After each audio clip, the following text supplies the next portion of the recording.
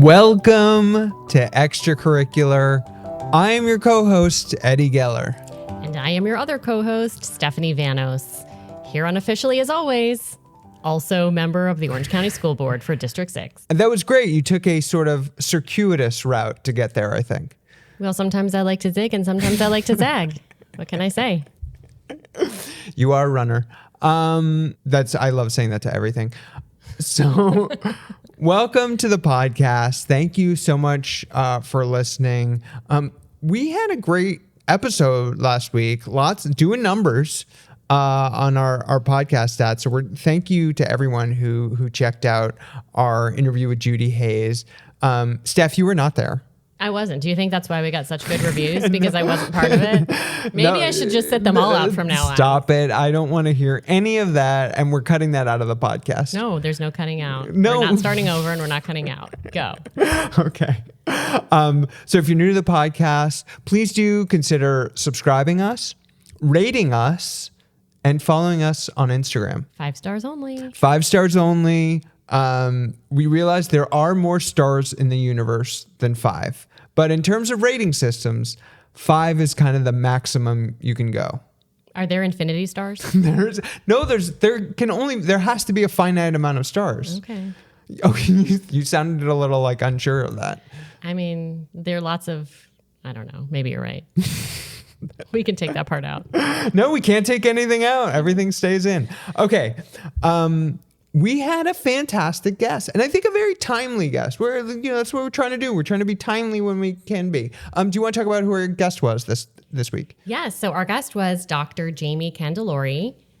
And whenever I say her last name, I think of Back to the Future for some reason.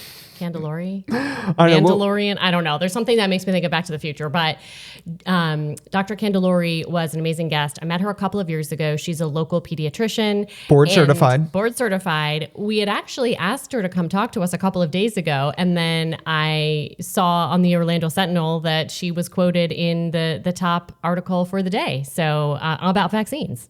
We got our finger on the pulse. Yeah. And she had not one, but 2 pictures. It's very impressive. I have not had any pictures on the Orlando Sentinel. So great conversation this week with Dr. Candelori, who has nothing to do that we know of from Back to the Future, but was a wonderful guest. We talked about vaccines. We talked about Make America Healthy Again, school start times, and gun violence, which is always a tough subject, but very thoughtful, thoughtful takes from the doctor. Did you say social media? I did not say social media. So she had some good takes on social media. Oh too. yeah, absolutely. Great advice. So there's a bunch of stuff in there that I think folks are going to find really interesting because this might come as a shock to people. Neither of us hold a medical degree. No MDs here. There is one JD. One JD, but that's second class to the MD, and we all know it. I don't know. It's still pretty cool that you're a lawyer. But only not as cool as being a doctor. Yeah, that's true. Not as cool as being a doctor. Shouts to the doctors out there. If you're a doctor, please do hit us up on podcastextracurricular@gmail.com. Let us know what your specialty is and any health recommendations you might have. And if you'd like to talk to us. If you'd like to talk to us, we love talking to doctors, on mic or off mic. Okay. Let's get to a couple of things before we jump to the interview. This has been a heavy week.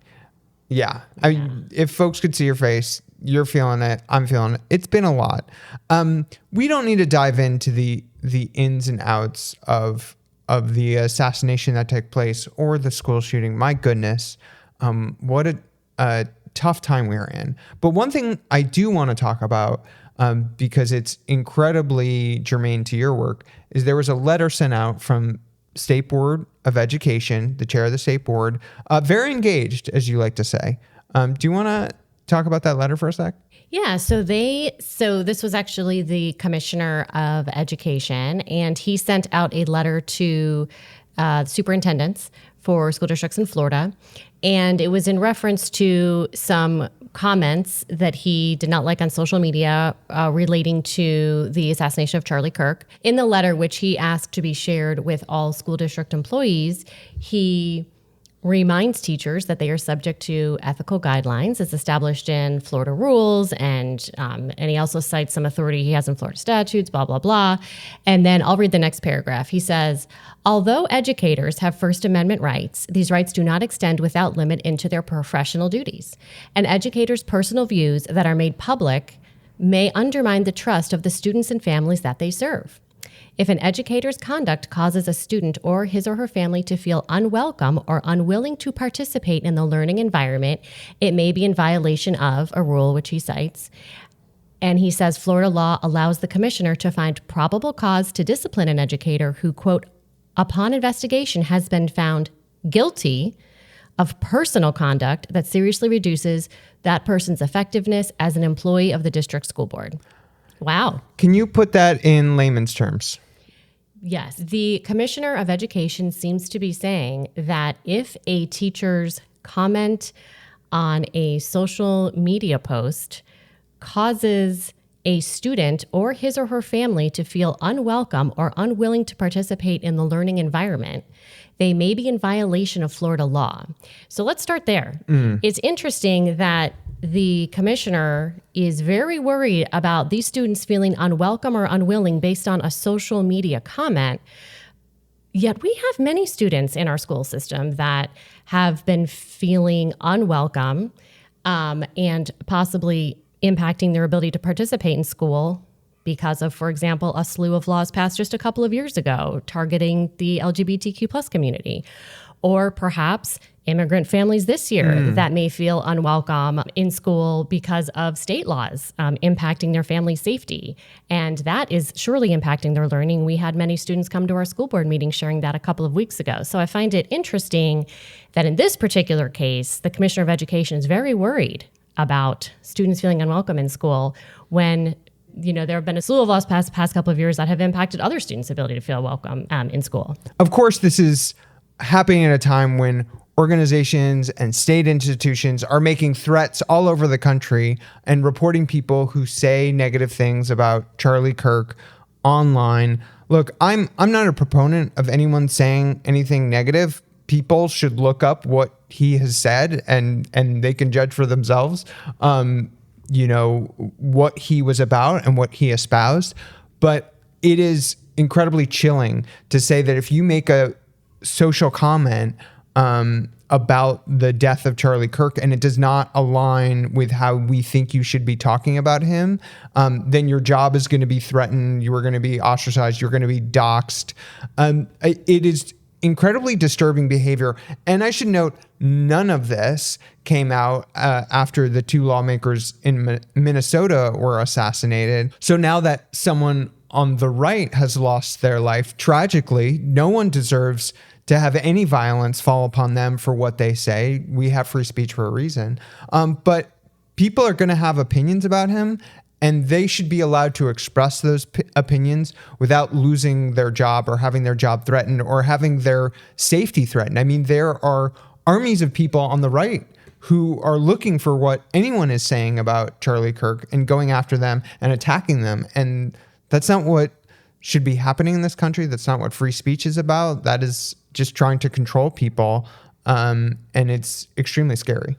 Yeah, and speaking about trying to control people, the second part of the letter that talks about the commissioner's ability to discipline an educator, he cites this language that the person has been found guilty of personal conduct. And when I look at that rule and I see the word guilty, I think of criminal conduct, right? I mean, that's typically what the word guilty is associated with. And so again, I think it's yet another example of this Board of Education trying to scare people and make them think that the Board of Education has more power than they actually have. Well, they do have an email account that works. And presumably they have Microsoft Word, because I'm looking at this letter. It looks like it was made in a word processing document. So they do have a couple of things going for them, but whether they have the power to execute the things that they are intending to do is very questionable. So, to say the least. Yeah, and I just want to add one more thing. The statute that they cite, which is 1012.795 Florida statutes, the one that references that if someone's been found guilty of personal conduct that seriously reduces that person's effectiveness as an employee, which, I'm not sure whether a comment on social media reduces a person's effectiveness, but I think it's also important to point out that the other sections upon which you could discipline an employee are for things like child abuse, obtaining an educator certificate by fraudulent means, breaching a contract. So, these are like real crimes that people are doing. And I just don't think that a comment that someone puts on a social media is a crime. Should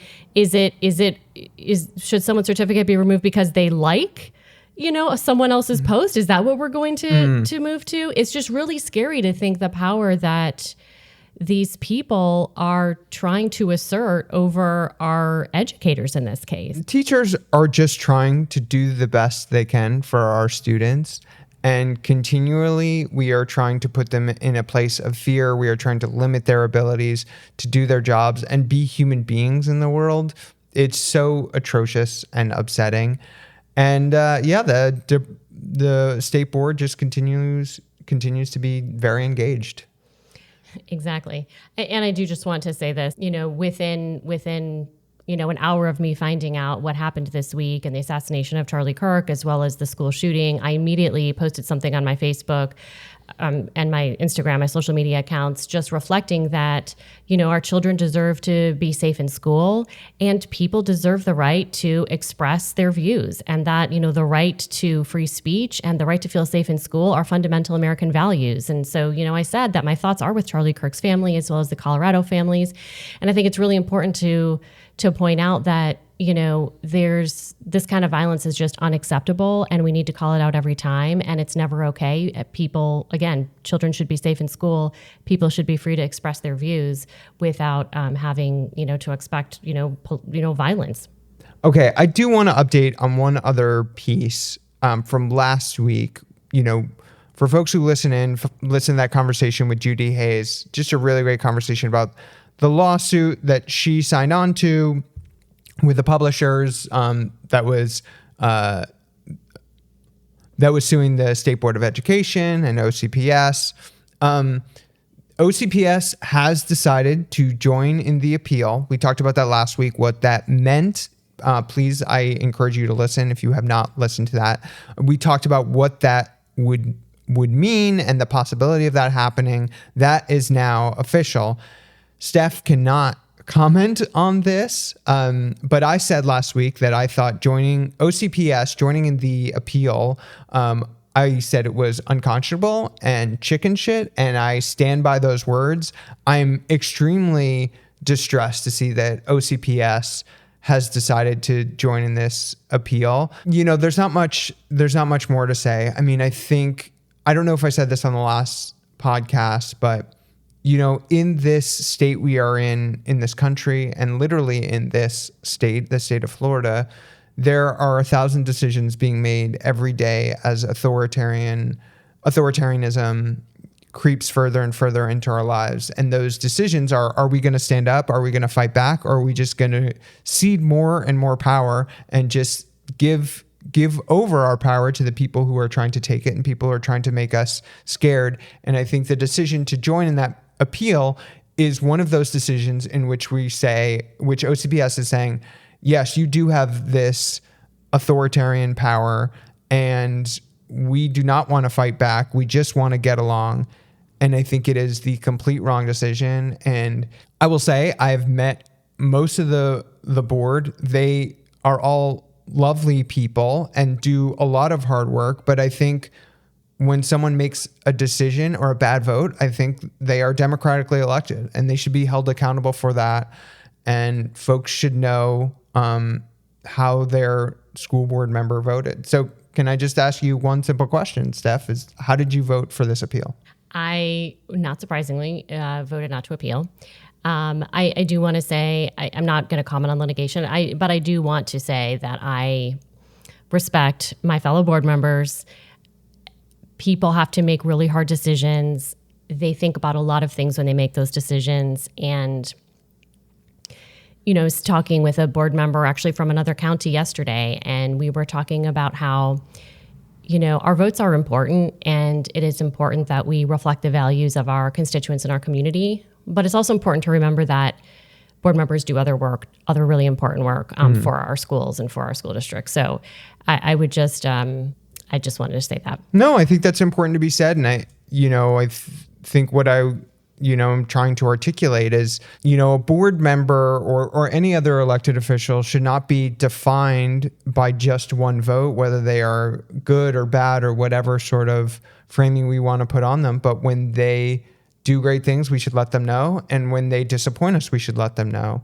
And the important thing is to stay engaged, not State Board of Education level of engaged maybe, but engaged nonetheless. So that's my thoughts on it. I'm not a member of the board. I don't have to deal with the ins and outs of the decision, but as someone on the outside, I have a podcast mic in front of me, so I decided to say my piece. Okay, so enough heavy stuff. I want to just end real quick because you were telling me a little bit about this, and I was like, we got to talk about this on the pod. You went to a football game this past week, had a great time from what I could tell. But I think it seems like you had a different experience than you've sort of had before now that you're a school board member. I mean, you've been a member for 10 months now? Almost 10 months. Do you want to talk a little bit about going to this football game? Well, when you say I had a different experience, I have not actually been to a high school football game since I was a football cheerleader in high school.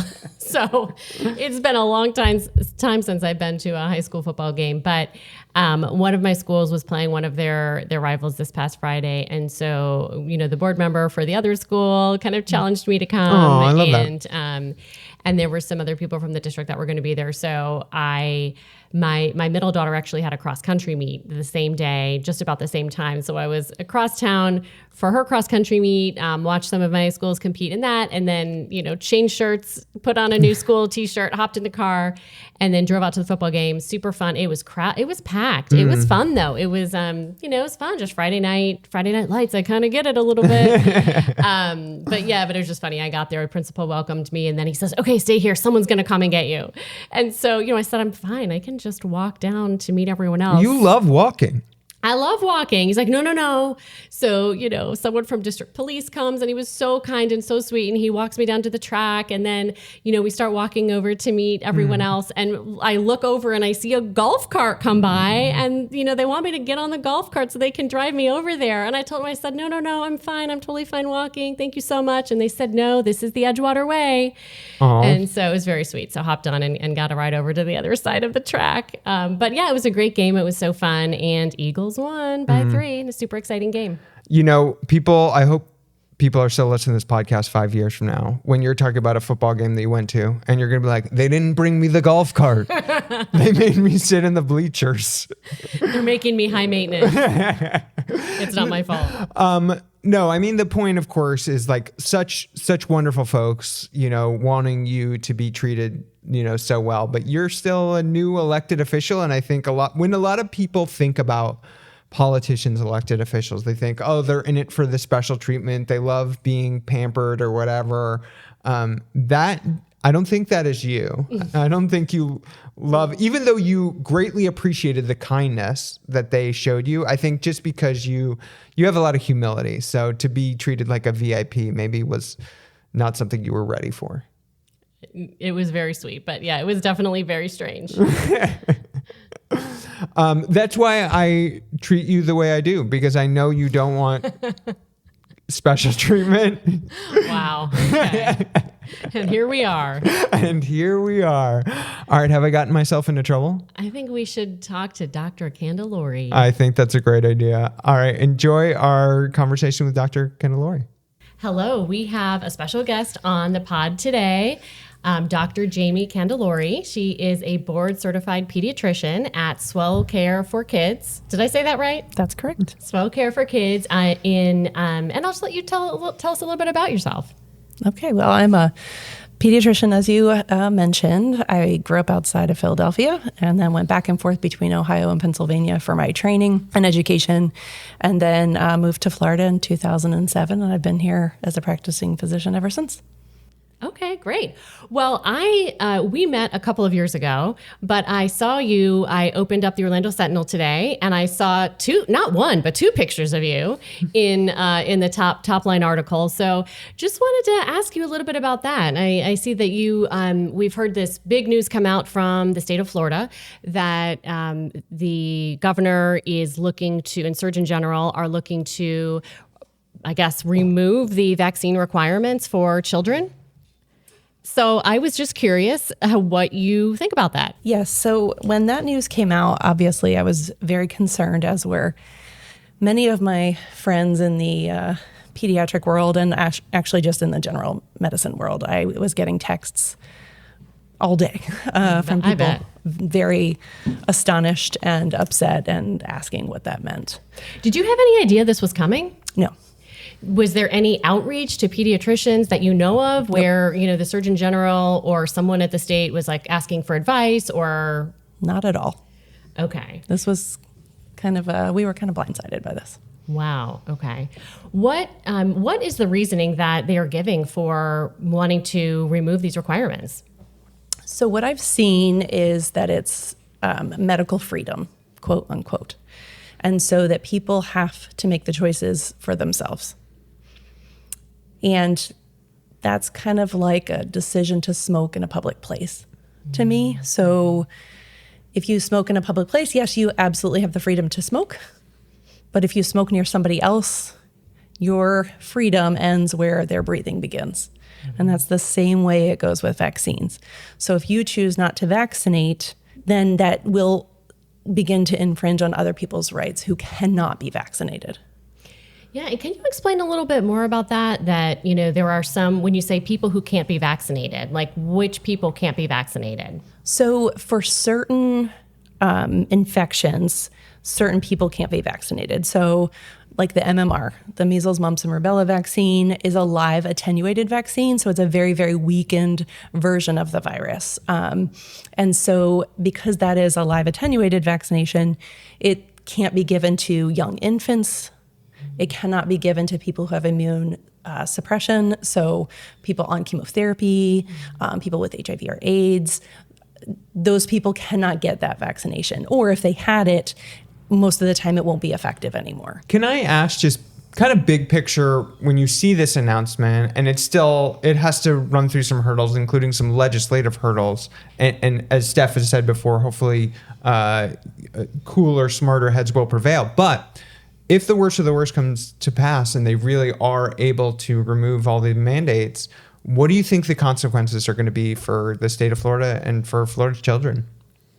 So unfortunately, we're going to see kids get sick at rates that we haven't seen for 20, 30, 40 years.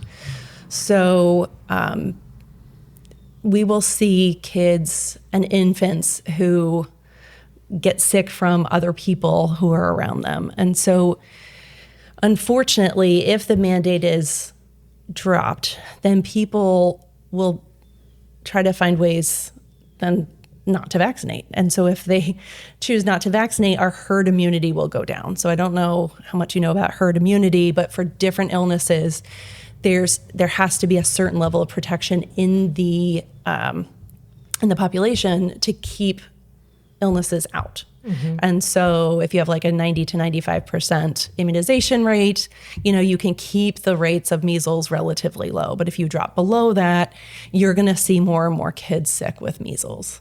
And a certain percentage of kids with measles, unfortunately, don't make it or get really serious infections. A lot of them have to be hospitalized. So when people say that, well, why don't we just recommend vaccines and not make a mandate?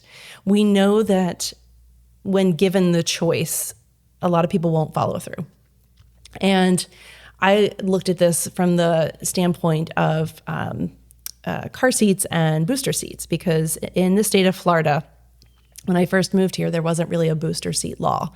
And so a lot of people, I would try to make the recommendations and say what the National Highway Transportation Safety Authority would say.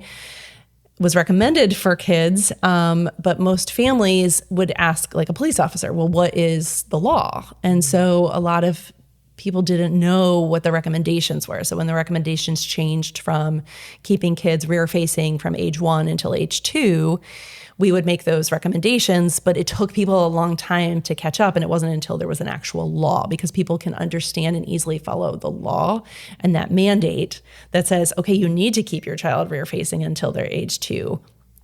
And then even with the booster seats, it's recommended that kids be in booster seats until they're 4 feet 9 inches. That's 10 or 11 years old for a lot of kids. Or 13 if you're a Vanos. Yes.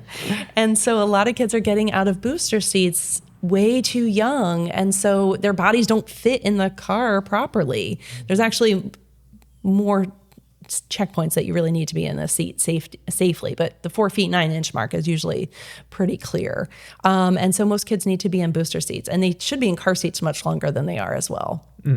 But again, because there's not a law, a lot of people go by, well, what is everybody else doing? Yeah. And so that can impact things as well. So I think that the mandate really helps to say, no, our children are important enough to us, all kids, even the kids who I have that are medically fragile. They won't be able to go to school if there's not a mandate, because they won't be safe there. Yeah. That's a great point. And all kids should be able to go to school safely. Absolutely. Absolutely. You know, you just talking about the actual implications, both the kids getting sick and actually what it means. And I don't know, maybe you can take measles as an example, because I think parents and people who think, oh, this is never going to come to my door, actually don't know what the medical consequences of one of these diseases are, because we have done such an amazing job eradicating. Can you speak, if you think measles is a good example, or any other, of like what this actually means if your child gets measles? So that's a great question. I think measles is a great example because we just don't see it very much. I personally have never seen a case of measles as far as I can remember. I think there was a kiddo that we were concerned about it in residency, and that was 20 years ago. So we don't see it. So if you don't see it very often, it takes some time to recognize it. The biggest issue with measles is how contagious it is. And so if somebody has been in the room with measles and you come into that room an hour or so later, you could still get infected. It's that contagious. And so that's why contact tracing is really important for things like measles, because then you have to find out who has been exposed. And so you can isolate those people. So it sounds like it could spread around to school very, very quickly. Very, very quickly. And we know that the vaccine is pretty effective. So 1 dose, which most kids get at age 1, can be given down as low as age 6 months if there's an outbreak, or if the child is traveling to an area that is endemic or has a lot of measles around. But typically we give it at age 1, and that dose works pretty well. And then the second dose we usually give at age 4. And that dose gets our protection about 90 to 95%, I believe. And so that's pretty good. But there's still going to be some people who don't seroconvert. So they get the vaccine, they get the booster, and then they still could be susceptible. The vaccines are not 100% perfect. But if you take this from a public health perspective and you vaccinate the entire population, that really reduces the risk for everybody that there will be measles circulating in the community. That's a really good explanation that, individually it's 90 to 95% effective. And that's why it's important that everyone get it, to really protect, kind of fill in that 5 to 10% and really protect people from getting it. One of the arguments I've heard in favor of removing this requirement is that, well, measles, people usually don't die from it.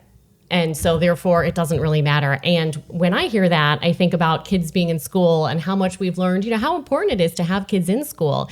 And it sounds like, I don't know what the survival rate is of measles, but it seems that there are other consequences of just being sick, not being in school, students and teachers being impacted, and that could really have a huge impact on our kids and their learning and their health.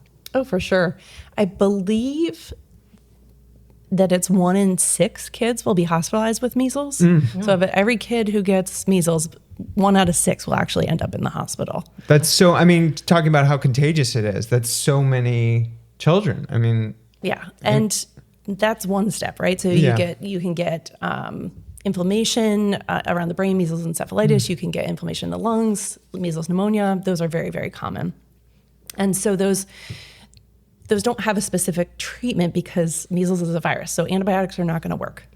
So the treatment is generally supportive. So if you have pneumonia, you give oxygen.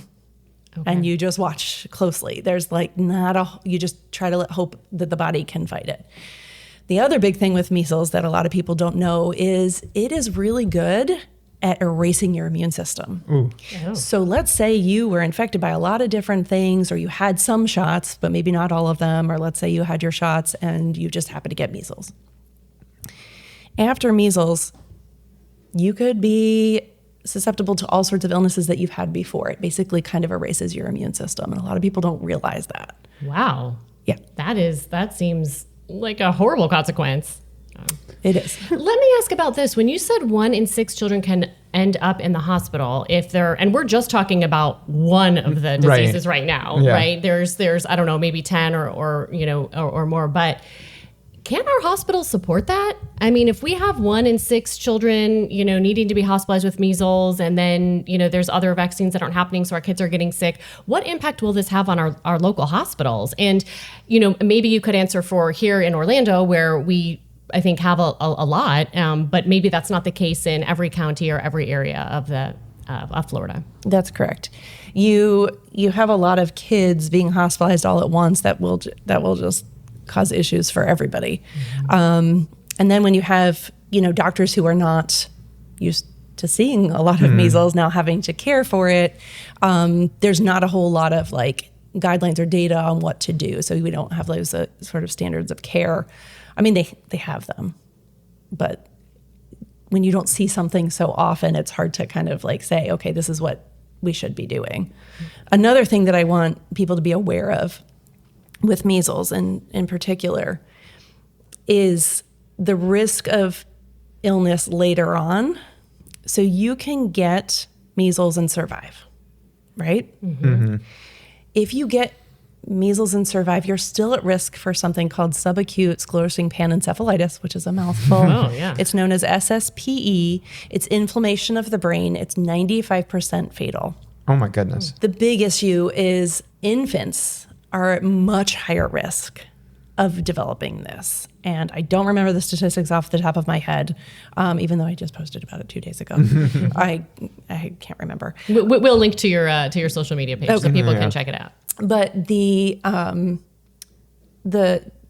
this risk is so much higher in infants. And remember, infants generally can't be vaccinated against measles. There was a child who just passed away in California a few days ago of SSPE. The child contracted measles when they were an infant, survived, and then came back and had SSPE several years later. I don't know all the details, but this does happen. And we know this is a complication of measles because of information we've gotten around the world and, from past history before we had the vaccination. So a lot of people don't realize, just because you're in the clear now, that risk can come back. So I'm thinking about this when someone sees the Surgeon General of Florida and he says bodily choice, our government shouldn't have control of it. And he's a doctor, right? He is. Yeah. How do you, in your day-to-day or even with your patients, how do you deal with that when someone comes in and is like, well, the Surgeon General doesn't seem to think it's that important? How do you combat that? That's a tough one. Yeah. That is a tough one. And that's part of what is so concerning to me is when you have someone who's an outlier. Yeah. So you have, 99% of doctors agree on something. Yes, there will be a small percentage of people who don't. Right. But when you have that person in a place of power, then their decision and recommendations hold more weight. Right? Yeah. Thankfully, most of my patients have known me for a long time and have trusted me and understand, and they are all on board. Right. Because I've talked to them a long time, and we have the tough conversations. Like when they have questions about the vaccines, we talk about the data, and then I always talk about what I did with my own children, and they were vaccinated on time. Every time. Same. All of the vaccines. Yeah. So, in fact, my practice did not do the MMR until 15 months. And I knew it could be given as early as 1. And so on their first birthdays, I went in and got them the MMR vaccine because I knew that there were some people who were questioning it because they don't see it, right? So they don't know to be scared of measles if they don't see other kids getting measles and getting sick and going to the hospital or dying. If they don't see it, it's not going to be that scary, right?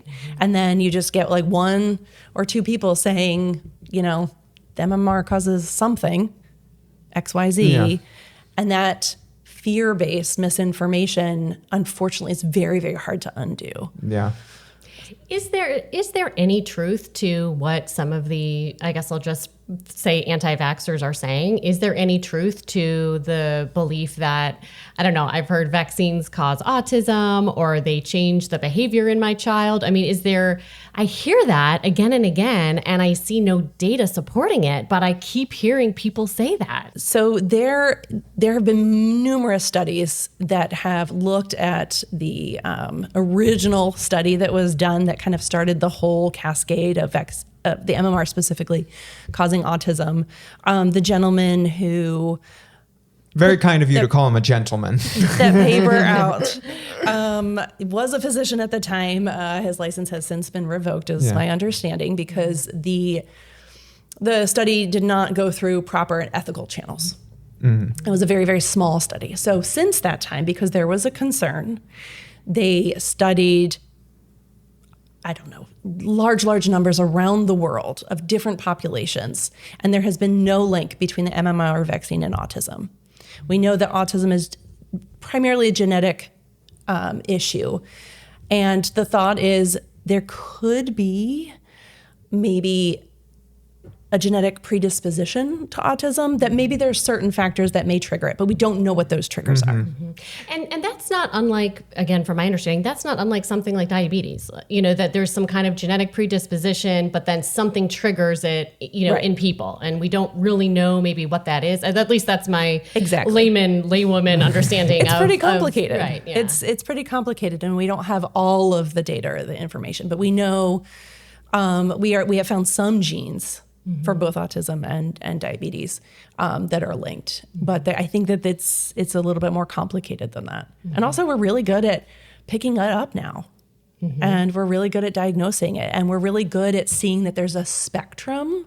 And so people who in the past may have just been kind of described as quirky or whatever actually may fall on the spectrum. So that's why the numbers have increased over the last so many odd years. And we are really good at picking up on it. And we're really focused on a lot of those early childhood developmental milestones so that we can find it, see it early, and give those kids the support that they need on an individual level.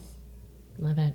All right, so I want to kind of transition to someone in the state of Florida who's wreaking havoc to someone who's wreaking havoc nationally, RFK Jr. and the Make America Healthy Again movement. I mean, there's so many things to say, and I feel like actually our discussion about Florida touched on a lot of it, but maybe I can ask this way. It does feel like there are a lot of factors in American life that it feels like maybe we're not as healthy as we could be or should be, and that is a real feeling that people have. But then the Make America Healthy Again movement prescribes all these things that are quackery and actually make us more unhealthy and more dangerous and more susceptible. So I'm curious if you think about, yes, there are things that we as America, either individually or as a country, could be doing to make each other healthy, but no, this is how Make America Healthy Again is actually filled with a bunch of garbage. Does that make sense? It does. Yeah, okay. So, I mean, honestly, I just read an article the other day that we are, in terms of infectious disease, because of the development of public health and water sanitation and vaccinations and so many things that we've done on a public health level, we're actually very healthy. We are living much, much longer. Just in 1915, I think 1 out of 10 kids would not make it to their first birthday. Oh my gosh. So think about that. Yeah, like out of yeah. 10 friends that you have, 1 of them would have a baby who didn't make it till their first birthday. Yeah. Now we hardly see that at all. And you know, our life expectancy is 78 years old now, and it used to be like 40. Yeah. So we have made huge strides in health. Yeah. That progress, however, has been somewhat moved around, I guess would be the same. Yeah. Because we have become more sedentary Yeah. as humans. As humans, we were meant to move. We were meant to be outside a lot. We were meant to move, and we just don't do that as much anymore. So there is some ways that we could get healthier. Yes, obesity rates have risen. Type 2 diabetes rates have risen. Cardiovascular disease has risen. Although we can fix a lot of those things, and we know how to fix those things. The problem with the Make America Healthy Again movement, the MAHA movement, is there's a lot of misinformation. Yeah. In fact, almost all of it is misinformation, and it's detracting from the true problems that we have. Health inequity in this country is absolutely insane. It just, the poorest people still have poorer health outcomes because they don't have access to healthy foods. They live in food deserts. I would love to see MAHA look at food deserts. Right. And make it so that kids could get food. Yeah. We know that kids aren't getting enough fiber. We know that kids are going without eating because they don't have enough food. Right. And especially the days when like a lot of schools will feed them, but what happens on the weekends? What happens on the summer? So these kids don't always have access to food. And fresh fruits and vegetables are way more expensive than ultra-processed foods. And we know that ultra-processed foods, they are there for a reason, and they are very highly palatable. And so people really like them. And, you know, there's a lot of data on how it like increases hormones like ghrelin that makes us want to eat more. Right. And so we'll overeat those foods. But we need to have a system that actually helps get people more fresh fruits and vegetables and understanding what true health is and making green space more available to people and especially children and focusing on getting kids to run around outside and play and getting away from, you know, screens. So there's so many different levels, but I don't think taking a food dye out of, you know, a cereal is going to make any difference. Yeah. Really. I mean, I think that they're misdirected in terms of the motivation. And then there's some, I cannot say that eating beef tallow is healthy. No, thank you. I've done a lot of courses on food as medicine, and the data is very clear that the more whole food, plant-based you eat, the less risk you have for diabetes, cardiovascular disease, all of that sort of stuff. So that was cooking great. things in beef tallow is not going to make you healthier.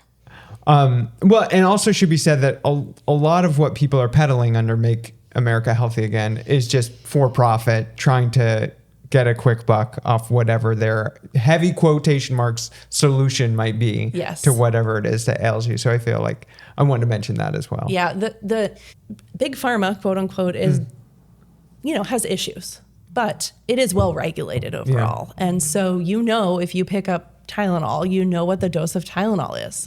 But if you pick up a supplement, you have no idea how much of whatever it says in there is actually in there unless it's been third-party tested, and most of these have not. Yeah. And so the supplement and wellness industry is a $1 trillion industry. Oof. Wow. It has become more and more of a problem because people they want a fast fix. Yeah. And this supplement or this powdered green or whatever. And honestly, I would just like people to eat 1 or 2 more servings of fresh fruit and vegetables every day and meet their fiber goal with real whole foods rather than trying to take a supplement. In fact, I rarely recommend supplements. I do in particular situations, but it's guided heavily by individual patients. No, that makes sense. If we could make our children healthier by kind of implementing 2 or 3 things, and maybe you've kind of already said them, but just like quick takeaways. You want to raise healthy kids. You want real information. What are 3 things you would tell any parent right now? Do this, this, and this, and you're on a good path. That's a great question. Number 1, get outside with your kids. Put your phone down. Interact with your child. That will help them I can't even tell you how I don't even have enough time to go into all the different benefits that will have for both you and your child. But get outside for 30 minutes a day. And if you can't get outside because you don't have, safe space to go to, play a game that involves movement in the house or in your space. Number 2, try to get them to try one or two foods every day. And trying is just as much as having it on their plate, even if they don't eat it. It's just that exposure to a new food can really go long ways, and say, you know what, you might not like it today, but you might like it tomorrow. We all change our palates over time, so we just have to keep trying things. And maybe it's not today, maybe it's not this, when it's not cooked this way, but just getting them kind of open to it, even if they like just touch it or lick it, just that exploratory process can be really helpful. And I think the third thing would be everybody should get off social media. We talk about that a lot. There's a great documentary called The Social Dilemma that's on Netflix, and that is required watching for all of my patients and their families, because it explains how social media works and how it's manipulating you, and it's using your information against you. Yeah. And it's a really eye-opening documentary. And it explains why kids under 16 for sure should not have access to social media at all, for many reasons. But even after that, for all of us, it is just a wealth of misinformation, and it's really, really hard to know. And as the reels come at you, you'll get that dopamine fix, but it is not going to keep your mood up for long, and actually it decreases your mood quite a bit. So I would say avoid social media as much as you possibly can.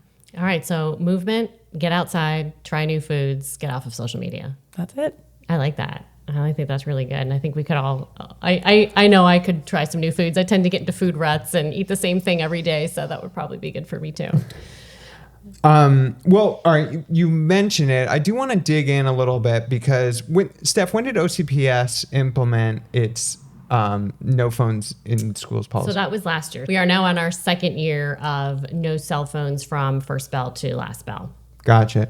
And yeah, I mean, you've talked about the addictive portion of social media, but is there anything more to say? Because I think this piece is so important. So I don't know if there was anything else. No, I actually thought that was a great thing that Florida passed.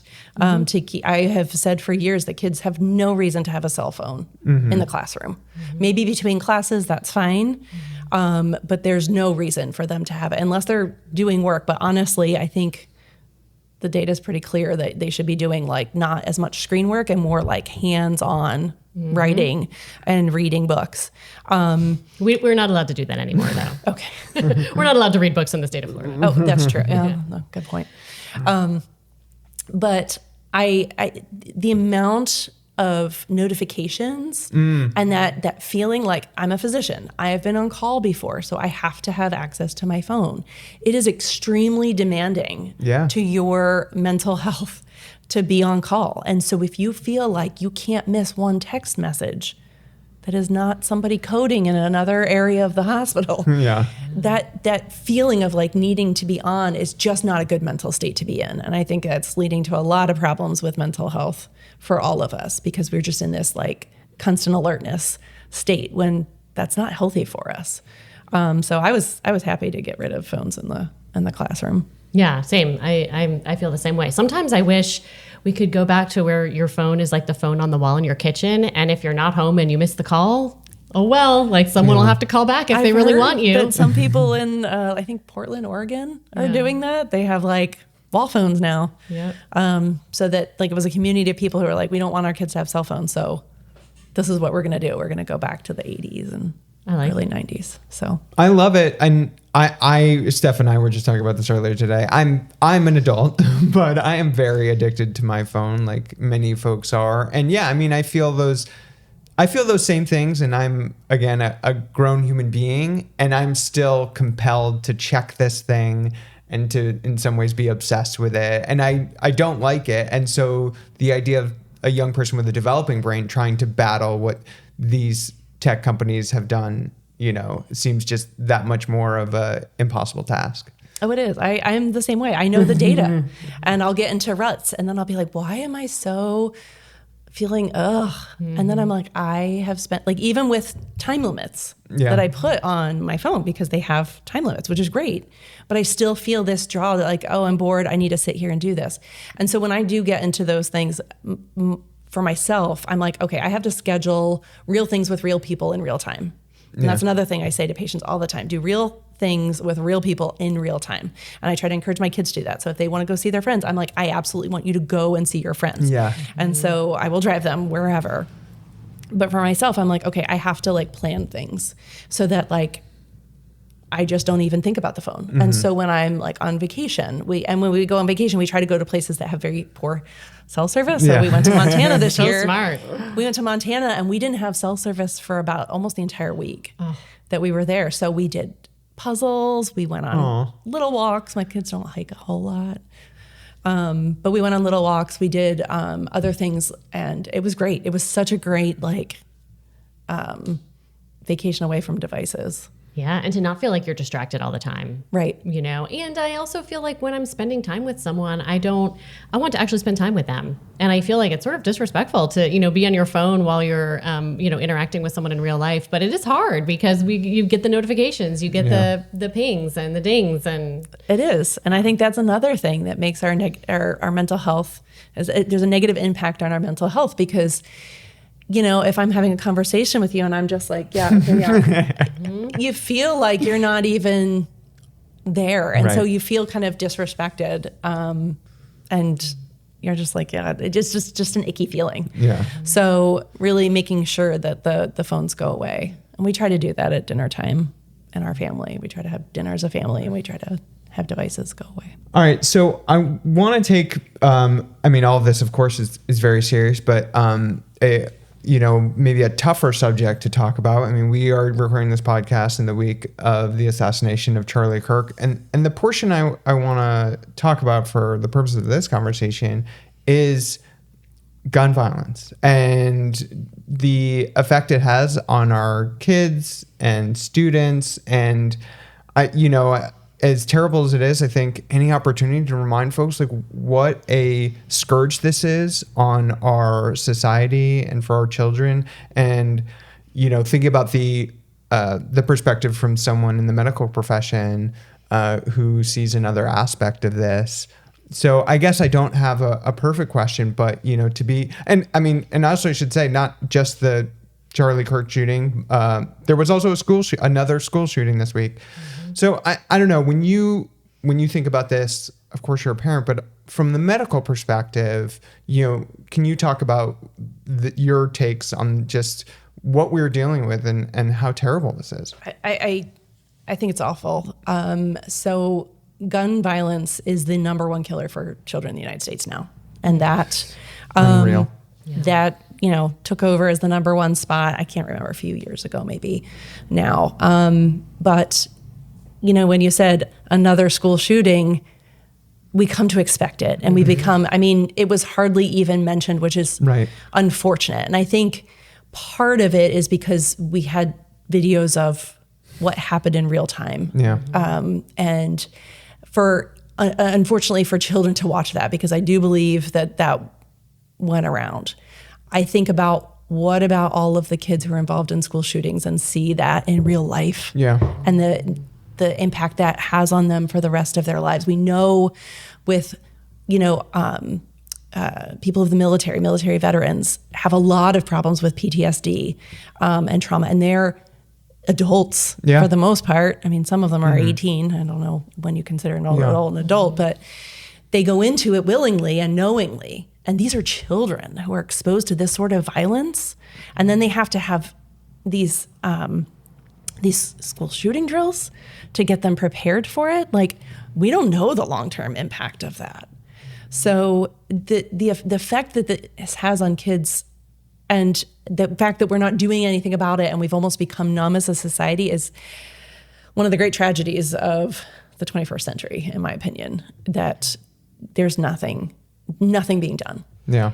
Yeah, I just wanted to pick up on that first piece you talked about, because I don't think people really think about that a student or a child who sees, you know, a school shooting happen, or it's happened in their school and they're experiencing that. And a lot of times we focus on like, the injuries or the, unfortunately deaths that occur because of them.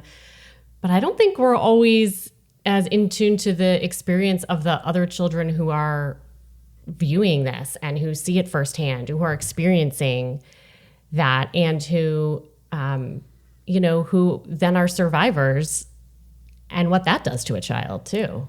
I can't even imagine. I mean, people talk about trauma a lot and use the term fairly loosely, but like this is, witnessing this and going through a school shooting is a true trauma for a child. And I don't think we know the long-term effects of that on them. I listened to one child from the other day who was in the Colorado school that and he had just moved to the area, and he was like, I just didn't think it would happen this soon. Yeah. So he was expecting it to happen. Mm-hmm. I mean, what does that say for children? Like, we don't live in a war zone, but we can't keep our kids safe, and we can't keep their mental health safe. Yeah. And adding more and more, putting the onus on teachers to try and protect, like, that just doesn't make any sense. And I mean, I think that part of it is we do probably need more data and studying, because there was a moratorium on doing any sort of gun studies for a long time. So that's a problem. Mm-hmm. And I think that we can keep the Second Amendment, but still have common sense gun laws to prevent the sale. And just because people can get a hold of them doesn't mean we should make it easier for them. Yeah, and I think you bring up a really good point. I think people act like school shootings are unavoidable or expected, but yet they're actually fairly preventable if we take steps that most Americans support. Exactly. And I think that most parents and most Americans do support some sort of common sense gun laws. Mm-hmm. And you just have to look at other countries where, one school shooting happened, they changed the laws, and there have been very, very few since. Yeah. Do you hear from any of your patients or parents about the impact of the safety drills or that sort of thing, just from that perspective? Maybe they haven't witnessed a school shooting, but they are going through these drills from really the time they start school. I don't know how you think about that, and what you think that impact may be on children. I mean, I think I haven't had anybody in particular bring that up, mm-hmm. But I'm sure it's stressful for kids. Mm-hmm. I think that, we do tornado drills and hurricane drills and, shooter drills. I think that just living in, again, that kind of constant state of feeling like they're on guard. We talked about it a little bit with the phones, feeling that constant state of being like alerted, but doing that in school as well. And I think teachers do a good job of trying to distract from it and keep them engaged. So I don't think it's like on the forefront of kids' mind, maybe after they hear of one. Mm-hmm. But I can't imagine it's good. Right. Well, and I think drills are maybe one thing, but I'm thinking of an example in my daughter's school. I was actually on a field trip with my younger daughter. We were at the middle school to see a play, and while we were there sitting in auditorium, we didn't know this, but someone had gotten onto the school campus, and so the rest of the campus was locked down. And my children, one of my daughters shared with me that she was in her math class, and the math teacher was telling the children, okay, hold your textbooks, and if someone comes in the door, throw the textbook at the shooter. And just, I think, right, so it's not someone actually is on campus, so it's not like we know it's a drill and we know it's not really, but, they know someone is on campus, and you have teachers telling students. I have another friend who's a teacher who she told me she hides her kids in her closet, and she has a bat in there, and she tells the kids she's on the front line and she's got this bat and she's going to protect them. And so I think about those things, first of all, just the immense what we ask of our teachers, mm-hmm. first of all. And for then, sure. A student feeling like I have a textbook to protect myself. I mean, how crazy is this when we could be just making it harder to get a gun? Right. I know. And I think was it Uvalde? I'm not sure how to say it. Mm-hmm. They had somebody there with a gun. But like, if you're not trained to use it and you're not prepared, mm-hmm. most humans are not prepared to use a firearm against another person, especially not somebody with an automatic weapon. Right. I mean, like, think about that. Like, Yeah. And yet another reason why, if we are going to have an armed person on our school campuses, it should be, in my opinion, a trained law enforcement, person, and not some other trained guardian with a gun. Right. And teachers are there to teach. Right. Yeah. They're not trained police officers. Right. This is one other piece I want to bring up, and I don't necessarily mean to get graphic, and we don't necessarily have to, but one thing I've been thinking about for years, it was this article that came out, I think maybe it was like 2017. I'm sure it's not the only person to have written about it, but it was a Huffington Post article about what bullets do to bodies. And I think we use the word gun, rightfully so, these are the weapons, but what a bullet does to a body, and even thinking about it and saying it out loud is hard to talk about.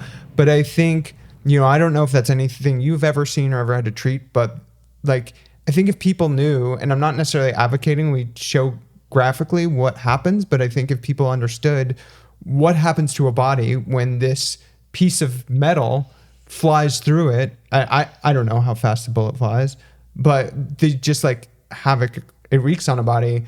Obviously, like, I don't know, I'm not a doctor, but I was wondering if there's part of that you could speak to, of like the damage these done and what a burden it puts on the doctors and surgeons and medical staff who treat these people, and what we're doing to them as well. Yeah, actually, I think it's Dr. Mark Levy who gives a great talk. He's a pediatric surgeon, but he was on call, I believe, during the Pulse nightclub shooting. And so he gives a great talk about how not just what one bullet does, but what the difference of an automatic weapon. And so having those sorts of rounds and how just the destruction of the organs, because it's not just one bullet going cleanly in one area that you can then remove. It's the waves. I believe it's like the waves of the shrapnel going everywhere, and then it just affecting everything, because it's not just one bullet going into one place. It's, multiple things tearing bones apart, and then those being like moved to other places. It's just, it's horrifying. Yeah. Thankfully, I don't work in the ER, and I don't have to witness that sort of trauma to children. I don't know that I could handle it. Yeah. Honestly. I would imagine. I'm pretty tough when it comes to certain things, but I do draw the line. Well, I think it's for people who, are maybe obsessively pro-gun or what have you, love the idea of shooting things and firing that weapon. But there is, these visceral consequences are so abhorrent and disgusting, and they come with this. They come with this this right that has been etched out by our Supreme Court based on the Second Amendment. But anyway. And it's hard to think that back when the Second Amendment was written, they had any idea of what sort of trauma that machine guns and artillery fire could actually have. Because back then, you had to load a musket with each round of like tiny round bullets at a time. And it took a long time to be able to load it and fire it. Now, with these semi-automatic and automatic weapons, it's just, and there's no purpose for them. You're not going to go hunting with one. Yeah. Because it does destroy like your game so much that you can't eat it. Yeah. You can't do anything with it because it destroys it. I believe in the Second Amendment. Again, I think we can just have some common sense laws surrounding the right to bear arms. There needs to be some sort of common sense. Well said. All right. And okay, so moving on from that, wanted to kind of we want to talk a little bit about the Big Ugly Bill and the impacts that has on healthcare. And I would like to actually tie it back to our conversation about vaccines, because I've noticed that there aren't as many pediatricians as I thought that are speaking out against this removal of the vaccine requirements, or trying to get rid of vaccines for children, or the requirement for school. And I'm wondering why we're not hearing from more pediatricians about this. So I think that a lot of pediatricians, they'll sometimes repost the AAP guidelines that, say they stand by vaccines, by science. And so a lot of people have like shared that, but I think that some of the hospital systems and the corporations, when they get funding from state-funded sources such as Medicaid, they may not be allowed to speak out unless it's under strict direction by a media specialist on the hospital or the corporation's side. So I think that some physicians don't feel like they can speak freely, unfortunately, because they're told not to. Interesting. It's interesting that this crosses over into so many different levels, and that the people who control the money are, controlling the speech, though they don't want, we do believe in medical freedom apparently, but not the freedom to speak and to share what we know to be right and to be supported by science. Right. So another issue that a lot of people don't realize is most children's hospitals are heavily funded by Medicaid. And so when we make these large Medicaid cuts that are supposed to come out in the next few years, children's hospitals are going to have a hard time staying afloat. And so a lot of people think, oh, well, if my child's not on Medicaid, why do I care if Medicaid was cut? The problem is you won't be able to find a lot of physicians who are funded by a hospital system that gets a lot of funding from Medicaid. So a lot of people don't realize that sort of issue that may be coming down the road. And so a lot of children's hospitals are scared. And so if they're scared they're going to lose their funding, they're not going to always feel like they can speak out on certain issues, which is a problem. I mean, it's a big conflict of interest, if you ask me. I mean, as a physician, like I am supposed to explain if I get any money and any funding from, if I get taken out to lunch by a pharmaceutical company, which I don't.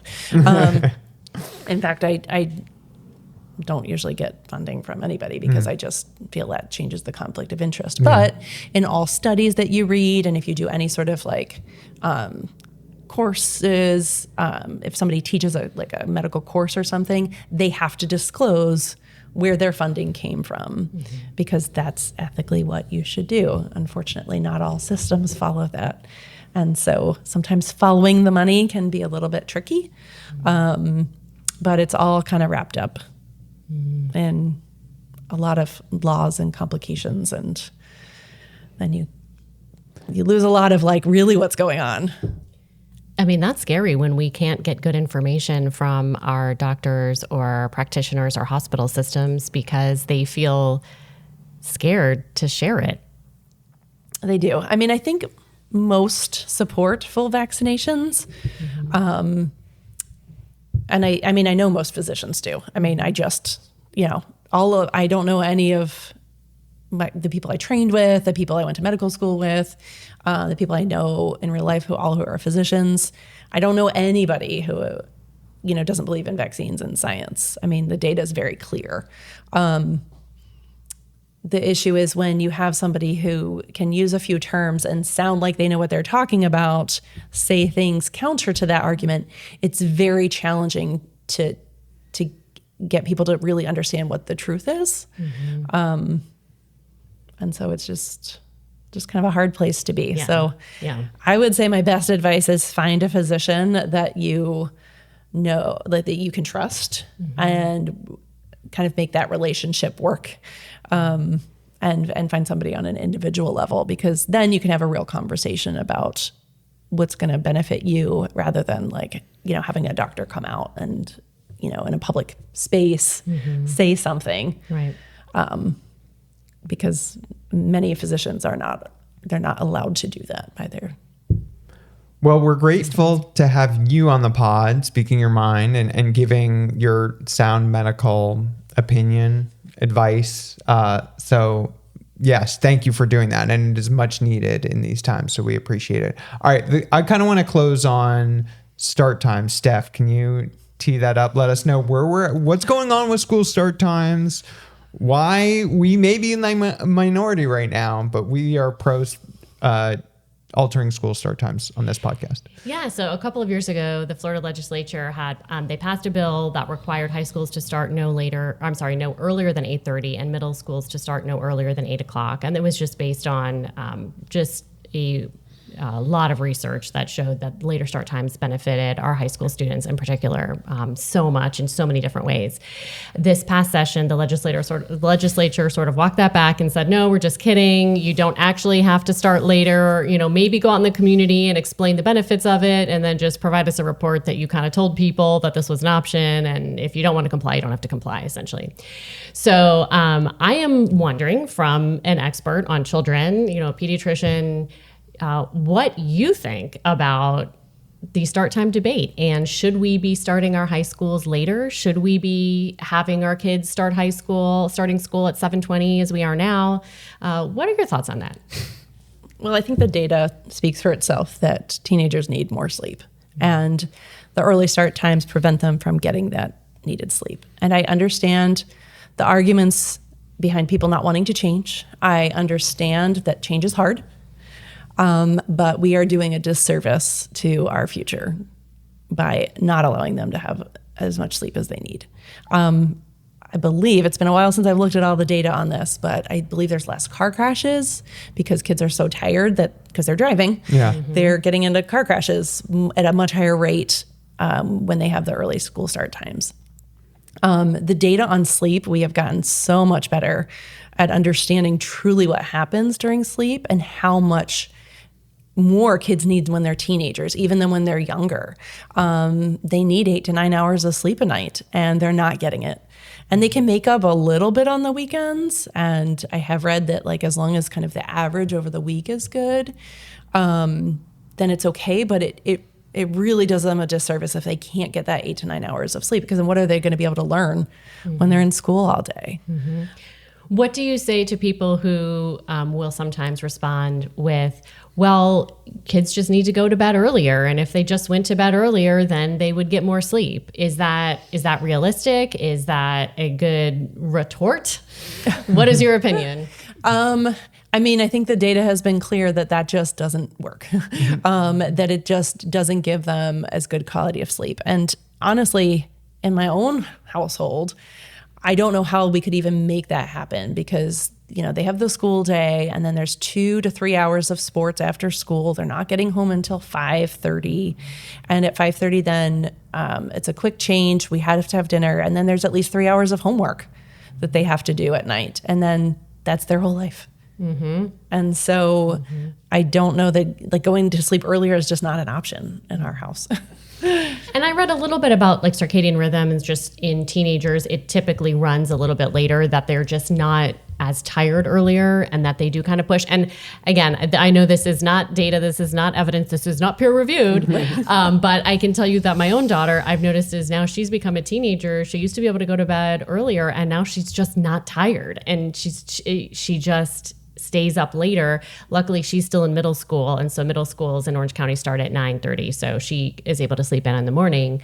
But is there anything to that, or is that just is that not legitimate? No, I believe the data shows it, and there have been places around the country who have implemented the later school start times because of the data, and that it's clear, and they've made good progress. Mm-hmm. So I think that the reasoning is clear. It's just, it's hard is kind of our reasoning for not doing it. Mm-hmm. And yes, there will be challenges. And I think that probably getting information out to the community and saying, hey, we know that this is good for kids. We just don't know how to make it work. And then trying to kind of garner some opinions and, insight from, the people who have to do it. Mm-hmm. And then we'll have to change things. But as with anything, we know that, change will be hard for, a couple years when you transition. And then after 4 or 5 years, you forget. Yeah. And then it just becomes your new norm. Yeah. And I even know from talking to people in other counties who have implemented the later start times, they actually said, once they did it, pretty much right away, people people were good with it. Like once they accepted this was the change, they are just very happy that they're now later. And there's other big districts in Florida that already are complying with the later start time. So it definitely can be done. I think a lot of the opposition comes honestly from parents who don't want to change their schedule or don't want it to impact their schedule. And sometimes I just think we need to take a step back and say, okay, what is in the best interest of our students? What helps them the most? It really isn't, getting out an hour later will be okay.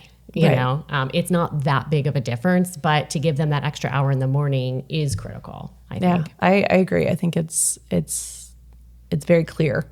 Like I said, I don't remember a lot of the data, but I remember looking at it probably 5 or 6 years ago and being like, the data is clear that kids are healthier, safer, and there's less accidents when they get to sleep in more. Like that's a no-brainer to me.